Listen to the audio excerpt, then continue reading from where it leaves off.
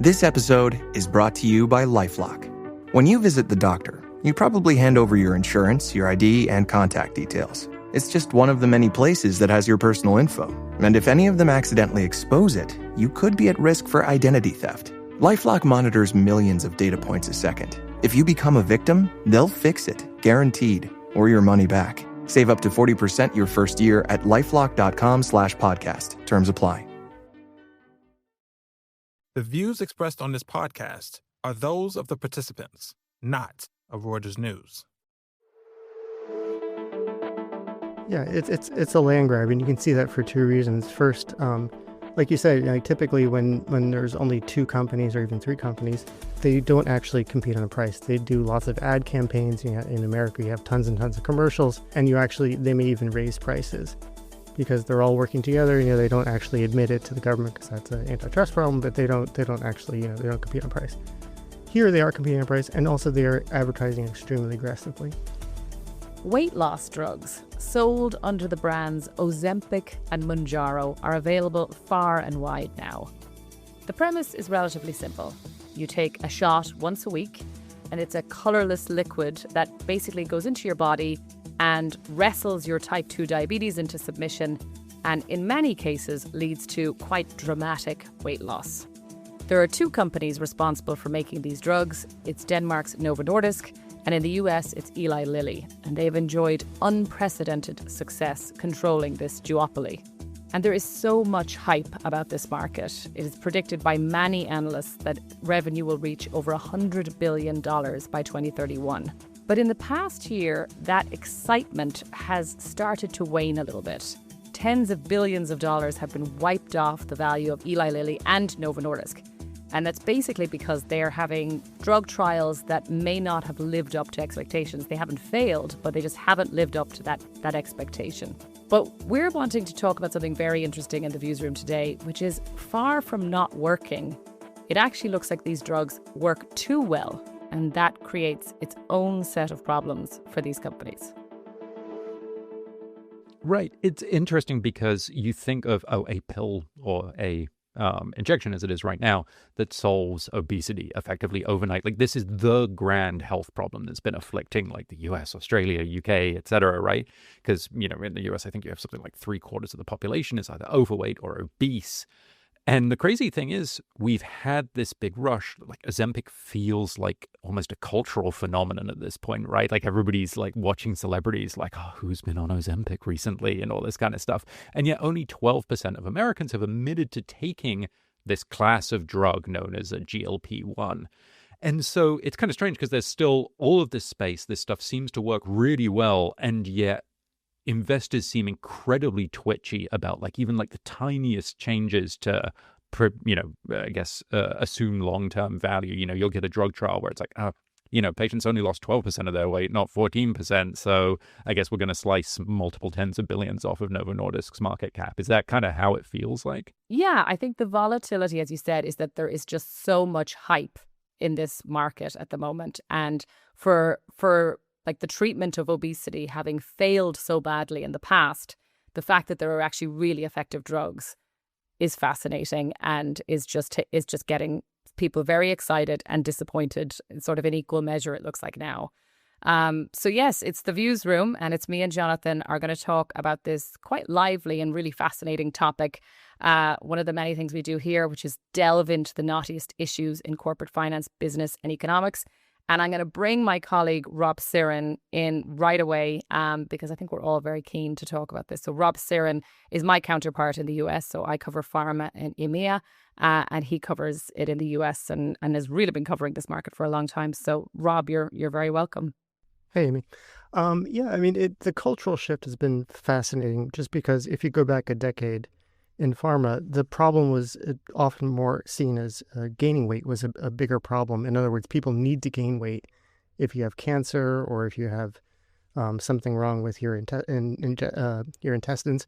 And then also when, I don't know if you mentioned this, but in the past when pharma tried to make diet drugs, one of the things was fen-phen. It was a huge scandal and a lot of people got hurt. They got heart damage and the companies were sued for billions and billions of dollars. And then also, whenever they tried to develop drugs, they just didn't work. People, there are good biological reasons. If you don't want to eat, you generally die in evolutionary terms. So that's not a good thing. And so the body had lots of different ways to encourage people to eat. And so it was seen as, maybe there's a market there, but it's so hard to get and it doesn't make sense. And now that they've got these drugs, there's also a social backlash against them. A lot of people, it's almost like online dating was like maybe 15 years ago. You don't want to actually admit that you met your partner online. And so it's like, oh, we met at a bar or something. And it's the same thing now. It's like, oh, yeah, no, I'm not taking Ozempic. It's because I'm on an oatmeal diet or something ridiculous like that. And of course, you see these people, yes, you're on Ozempic. And there's nothing wrong with that. But society doesn't really, it hasn't reached that point yet. Okay, so for a layman like me, maybe you can walk through like how these drugs actually work, because like you were saying, everything that was specifically developed for weight loss was a total failure, right? I think like you both kind of made that point. And this seemed to come almost accidentally out of diabetes medication. So again, like you say, Rob, seems like an obvious point. We evolved to eat because without eating, we die. Like how did they actually defeat what the body wants? Well, they don't actually know exactly how these work still. There's still a bunch of controversy over the mechanism, actually. So the protein, it splits into two, and one half actually makes you gain weight. There's a drug, my mom worked on it, actually, which causes people to gain weight. And the other one causes people to lose weight. That's the GLP-1. And the GLP-1 was kind of the ugly stepchild for a long time. And people kind of ignored it because they thought, who cares about losing weight for these reasons? But what it seems to do is a couple of things. It leads to satiation, so you think that you're done. It seems to reduce cravings. They're probably going to talk about it, but they also the drugs seem very effective in doing things like reducing urge to drink alcohol, perhaps take drugs, perhaps even gambling, all these type of things. And the other thing also it does is it slows gastric emptying. So you actually end up not digesting food as well.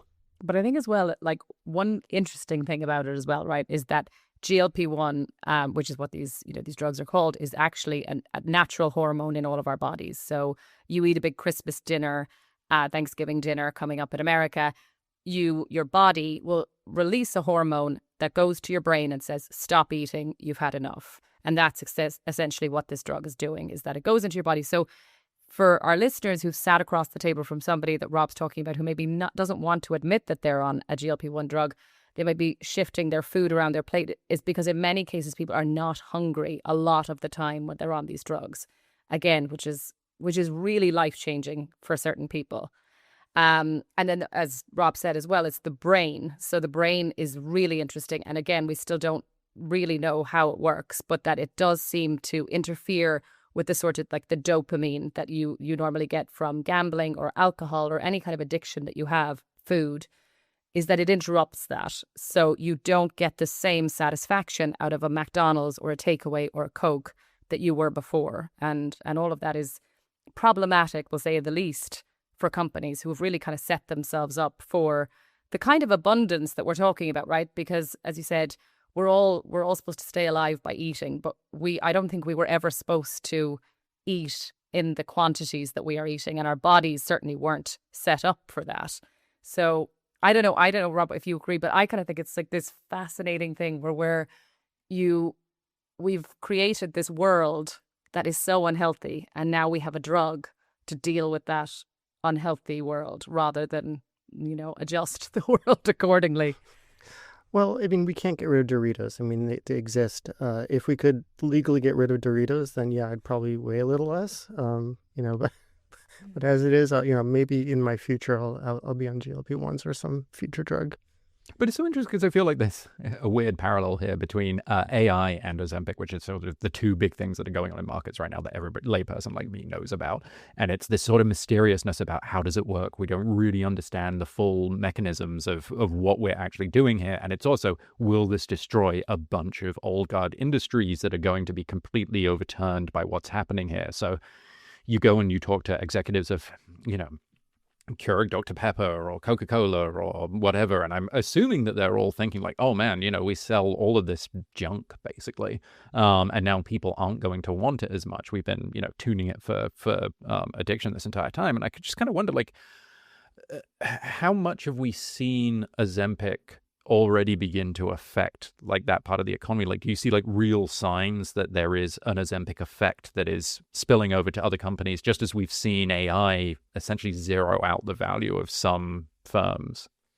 I think there's more like, Rob, it's like a fear factor, isn't there? I think more than there is so like that we can actually see in the data that you're seeing a big drop off, because as you said about the statistics, I mean, it's like 10% of people have been on GLP-1 drugs. And so you've still got a lot of the population that are still eating and drinking as normally. So one interesting situation I think came up about, it was 2023. And it was when Novo Nordisk, which makes Ozempic, came out with a study basically saying that if you were on these drugs, you were a lot less likely to go on dialysis. So a lot of people who suffer with type 2 diabetes unfortunately will often end up needing dialysis treatment as well because of the impact on their kidneys.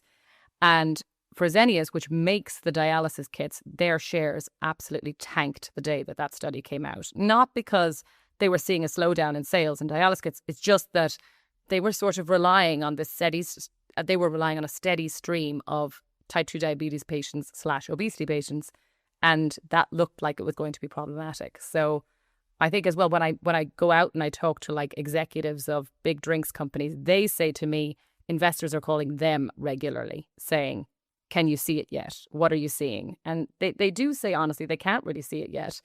But one of Diageo, for example, which makes Guinness and Baileys and all that kind of stuff, one of their big investors actually sold out and basically cited this fear of the impact GLP-1 was going to have. I mean, the drugs, it shows both how far they have to go, and also what they can do. So for instance, my brother's an orthopedic surgeon. He replaces joints on people all the time. Most of his patients are obese, because when you weigh a lot, you put a ton of pressure on your knees and hips. So if you actually, if you're on these drugs, you're probably going to be less likely to have hip surgery or knee surgery. And that shows why, these drugs are actually kind of useful. They're going to, it's a high quality of life if people don't have to have these surgeries. But at the same time, will this hurt the industry? Yeah, it will. But, that's a net gain for society, right? If people are, healthy and thin as opposed to having surgery. Right. And I mean, thinking about net gains for society, obviously this is created a lot of value in these companies, right? Like Novo Nordisk market cap exploded for a while. I know I have a lot of family in Denmark. There is effectively the Novo Nordisk company town now. It's sort of an old oil boom town style thing. And you go through there and there's a ton of construction and whatnot. But it's extremely volatile, right? It rests on a knife edge, because I know right now my impression is what they're trying to do is introduce new form factors of these drugs, right? Or introduce new combinations of these drugs that maybe offset some of the side effects or some of the, suboptimal ways of losing weight. Can you walk me through what's happening there and like why everybody is so on a hair trigger about it? I think one of the things, as you said, so there's two different situations, we'll say. So Novo Nordisk were out first with Ozempic and Wegovy, so Ozempic is the diabetes drug and Wegovy is the obesity medication, but they both help you lose weight.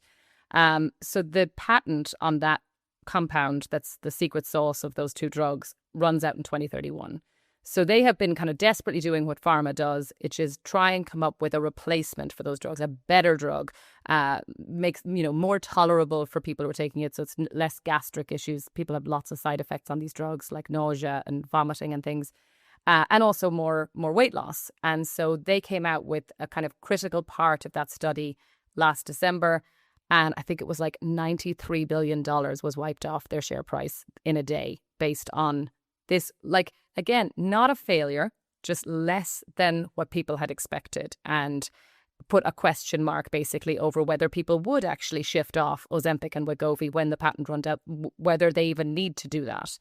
And then Eli Lilly is kind of forging ahead with all sorts of different types of, again, weight loss drugs, trying to solve this problem of getting rid of the side effects, making it more accessible for lots of different types of patients. Because again, these drugs aren't the easiest things in the world. They're first of all, they're once weekly, but it's a shot. So if you don't like needles, which lots of people don't, you may not want to take these drugs at all. There is, as I said, there's the side effect issue. So making them in tablet form, even if the weight loss wasn't as high as the shot, would probably be better for the manufacturer, cheaper for them, and probably people would prefer it as well, even if it meant that they had to take a tablet once a day. People are used to taking vitamins and things like that once a day. So that's kind of where they are. That's what they're trying to do.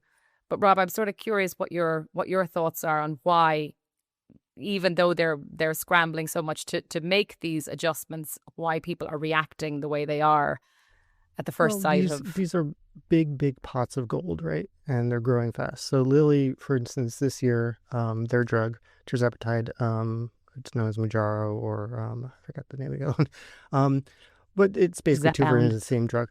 It's going to be the biggest selling drug in the world this year, probably over $30 billion of sales. And it's growing. Last quarter grew 45% at an annual rate. So it's accounting for most of the companies. Lilly as a company grew 45%. So that means the drug itself was growing even faster. So this is a big pot of money, and everyone is chasing it. So it's almost rare to find a big pharma company that doesn't have obesity drugs in development. And what's more, so it's not just convenience, like Amy says. Like obviously that's a huge thing. If you take a pill, it's easier than a shot. They're also working on improvements such as, if you take obesity drugs right now, you end up losing muscle and you also lose some bone, just because as you lose weight, you need less of this and your body kind of takes it equally. And so you lose bone. What they're doing. Yeah, like bone density. Bone. Oh, wow. Okay. And minerals, right, Rob? There's some mineral leaching as well that's caused by the drugs as well. See, that actually seems substantial. I have to admit, I didn't know that as somebody who only casually follows this. That seems like actually pretty serious, right? Well, you do it whenever you lose weight. If you lose weight and do exercise, that happens to everyone. And these drugs cause you to lose a lot of weight quickly, so it's natural progression. But it is problematic, right, Rob? It's problematic for, like, if you're an older person. I think you lose 40% muscle mass on these drugs, and on a typical diet, you lose 25% muscle mass. Now, if you're working out alongside that, obviously that is mitigated, and you're taking protein, and that's what a lot of people are encouraged to do. But yeah, it is, as Rob said, it's... But obviously, for the pharma companies, the holy grail would be have a drug not only makes you lose weight, but also makes you gain muscle, or at least keep your muscle and bone on. And they're testing things like that. They're also testing things like, it seems like inflammation has something to do with weight gain. And so they're trying drugs which reduce inflammation and may actually, have other good biological effects, like perhaps less stroke, less other things. And it also loses weight. And it could be these things work together. So you're on Ozempic for one, and you're on this other drug for another, and they work together, and it actually has an even better result. But I sort of wondered as well, Rob, like what you kind of think about. I mean, if you think about sort of the future, and you and I have discussed this before about the fact that Eli Lilly and Novo are a duopoly, right? And typically what you see where there's two companies that have dominated a market, first mover advantage, they don't cut prices, but we are seeing them cutting prices, and Novo aggressively cutting prices in the US market, which I think is very interesting. And I have my theory is that, as you said, the competition in the sector, the fact that AstraZeneca and Roche and all of these other competitors are moving in as fast as they can, means that they just want as much of the market as they can, even if it means it's less profitable. But I sort of wonder what you think. It's a land grab, and you can see that for two reasons. First, like you said, typically when there's only two companies or even three companies, they don't actually compete on a price. They do lots of ad campaigns. In America, you have tons and tons of commercials. And they may even raise prices because they're all working together. They don't actually admit it to the government because that's an antitrust problem, but they don't actually, they don't compete on price. Here they are competing on price, and also they are advertising extremely aggressively. And so what they're doing is they're trying to grab as many patients as early as they can, because patients may say, hey, it's working for me. Why would I try something else which may cause me side effects or something like that?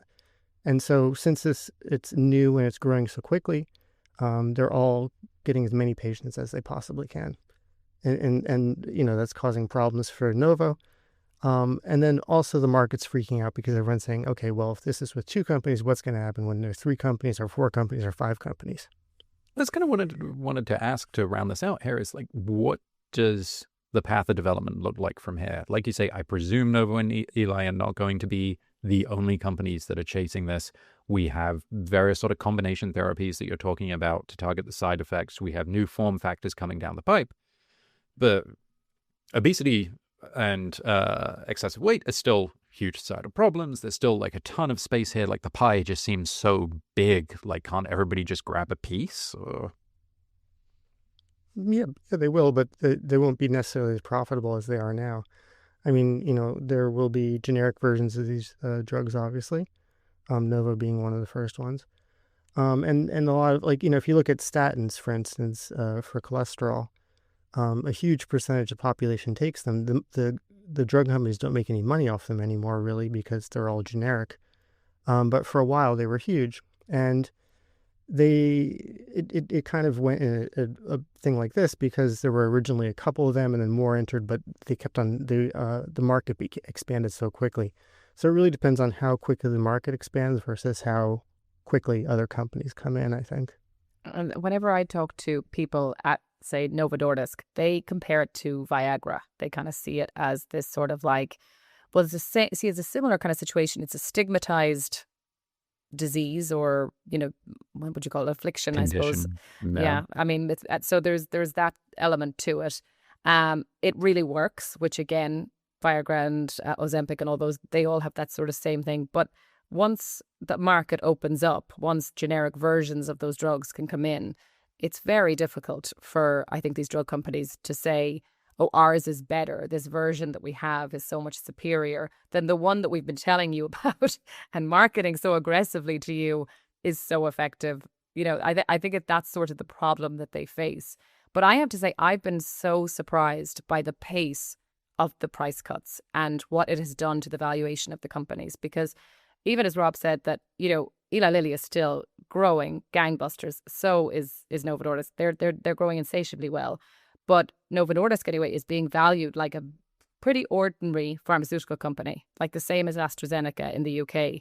Again, a successful pharmaceutical company, but by no means the one that had cornered, this pot of gold, as Rob said. So I don't know whether I have a question. There's sort of a question mark over me, is whether this is overdone, whether investors have just gotten way too bearish on this market. Or whether it is just going to be this sort of free-for-all where everybody's involved and everyone is sort of cutting prices, and these end up very like statins in that they're just cheap and available to everybody. Yeah, and I also wonder whether, given that you've got all these new combination therapies coming down the road, is it possible you get some sort of fragmented, hierarchical, kind of stratified market where effectively lower-income consumers of these drugs are on generic Ozempic as that comes off, but then the Ozempic, where you don't lose bone mass, is sort of there for the middle classes and the rich, and then you just keep getting like a feed through of ultimately like change therapies like that. So the new better version of weight loss, where you either don't lose muscle or you gain muscle, or et cetera. Is it possible that like refreshes the market through the next decade? Yeah, probably what you'll end up with, if you look at statins, what happened was typically at first, the expensive ones did very, very well. And then what happened was they introduced tweaked versions, which were slightly better. They gained share while a lot of people switched over to generic. And then eventually it was eventually all generic. So the market will be continually expanding in number of people, but the number of dollars is probably going to peak around the time it goes, one of them goes generic. One thing as well, I think, is sort of interesting. Like, Eli Lilly does have some diversification, right, Rob? Like, they do some neurological drugs, they have some oncology. But Novo Nordisk is really type 2 diabetes and obesity. That is a very, very large part of their business. I think they've got a very small amount of kind of rare diseases that they focus on as well. So it is interesting because these guys have spent basically 100 years treating diabetes, and this has sort of morphed into now a weight loss, empire for them. But the question that I would have is, where did they go if this turns into statins? Like, where does, a company the size of Eli Lilly go if the profits and the revenue sort of evaporate quite quickly and are dispersed among the market? They'll have to reinvent themselves. That's the thing about pharma companies. They have to continually do that. It gets harder, though, if your specialty is you've essentially been so successful, you've wiped yourself out. And definitely a problem for Denmark, where they literally have to adjust the GDP figures to take account of how large Novo is now. But look, this has been fascinating. That's a great place to wrap it up. Rob, thanks so much for joining us on The Views Room. Thank you. Thanks for tuning in. This podcast was produced by Cheryl Pena in New York and Gregory Garner in Toronto. You can listen to a new episode of The Views Room every Thursday on the Reuters app or your favorite platform. And don't forget to tune into our sister podcast, The Big View, every Tuesday, as well as the other great podcasts from the Reuters team.